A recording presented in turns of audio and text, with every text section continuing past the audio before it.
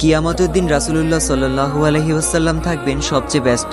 পুলসিরাত, মিজানের পাল্লা, হাউজে কাউসার একসাথে ছোটাছুটি করতে থাকবেন ইয়া উম্মতি বলে। জিব্রাইল আলাইহি ওয়াসাল্লাম ওনাকে তুলবেন কবর থেকে। রাসূলুল্লাহ সাল্লাল্লাহু আলাইহি ওয়াসাল্লাম জিজ্ঞেস করবেন, কি ব্যাপার জিব্রাইল, আমার উম্মত কি উঠেছে? ওইদিকে আবার মুসা কালিমুল্লাহ আলাইহি ওয়াসাল্লাম আরশের খুঁটি ধরে আছেন আর বলছেন, ইয়া নাফসি। সেদিন ইমামুল আম্বিয়ার মুখে থাকবে উম্মতি উম্মতি, আর সেদিন তার পায়ে থাকবে দৌড় আর মুখে থাকবে আওয়াজ। রাসূল সাল্লাল্লাহু আলাইহি ওয়াসাল্লাম খুব অশান্ত ছোটাছুটি করছেন। হঠাৎ ওনার মনে পড়ে, আমার উম্মত ক্লান্ত পিপাসার্ত নয় তো? ছুটে যান হাউজে কাউসারে।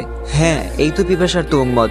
নিজের হাতে হাউজে কাউসার থেকে পানি পান করাবেন আর বলবেন, পান করো, আর কখনো তৃষ্ণার্ত হবে না। হঠাৎ মনে হবে মিজানের সামনে দাঁড়ানো উম্মতের কথা। ছুটে যাবেন সেখানে, দেখবেন উম্মতের বামপাল্লা ভারী হয়ে যাচ্ছে। পেরেশান, তিনি হয়রান। অতঃপর দৌড়ে যাবেন দুরুদের পিটারার সামনে, যেখানে তার জন্য পড়া